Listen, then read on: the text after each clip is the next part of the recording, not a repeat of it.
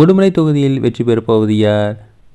திருப்பூர் மாவட்டத்தின் முக்கிய தொகுதியில் ஒன்று உடுமலைப்பேட்டை. மேற்கு தொடர்ச்சி மலை அடிவாரத்தில் அமைந்துள்ள இந்த தொகுதி விவசாயமும் தென்னை நார் தொழிற்சாலைகளும் நிறைந்த ஒரு செழிப்பான பகுதியாக உள்ளது. 1951 உருவாக்கப்பட்ட இந்த தொகுதி பல அரசியல் மாற்றங்களை கண்டிருந்தாலும் கடந்த சில தேர்தலில் அதிமுகவின் கோட்டையாகவே இருந்து வருகிறது.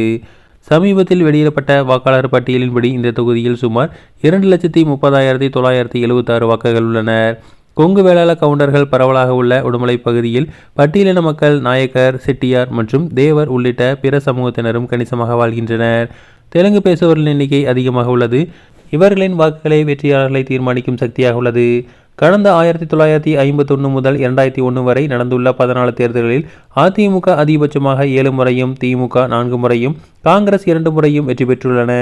கடந்த 2016 மற்றும் 21 ஆகிய 2 தேர்தலிலும் அதிமுகவின் உடுமலை ராதாகிருஷ்ணன் தொடர்ந்து வெற்றி பெற்று பலமான நிலையில் உள்ளார். உடுமலை நகராட்சியை ஒட்டிய ஊராட்சிகளில் இணைந்துள்ள விரிவாக்கம் செய்ய வேண்டும் என்ற கோரிக்கை பல ஆண்டுகளாக இருந்து வருகிறது. நகரில் நிலவும் போக்குவரத்து பிரச்சனைகளுக்கும் தீர்வு காண வேண்டும்.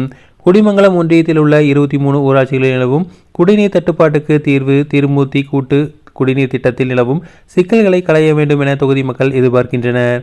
படித்து முடித்த இளைஞர்கள் வேலை தேடி சென்னை, பெங்களூரு, கோவை உள்ளிட்ட பெருநகரங்களை நோக்கி செல்வது அதிகரித்து வருகிறது.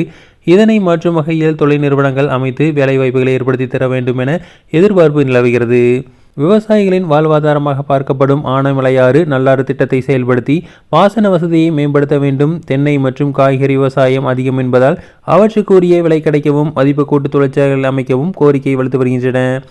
இந்த தேர்தலில் அதிமுக சார்பில் உடுமலை கே. ராதாகிருஷ்ணன், திமுக சார்பில் மு. ஜெயக்குமார், நாம் தமிழர் கட்சி சார்பில் ராம்குமார், தமிழக வெற்றி கழகம் சார்பில் ஜி.எஸ். சங்கர் ஆகியோர் போட்டியிடுகின்றனர்.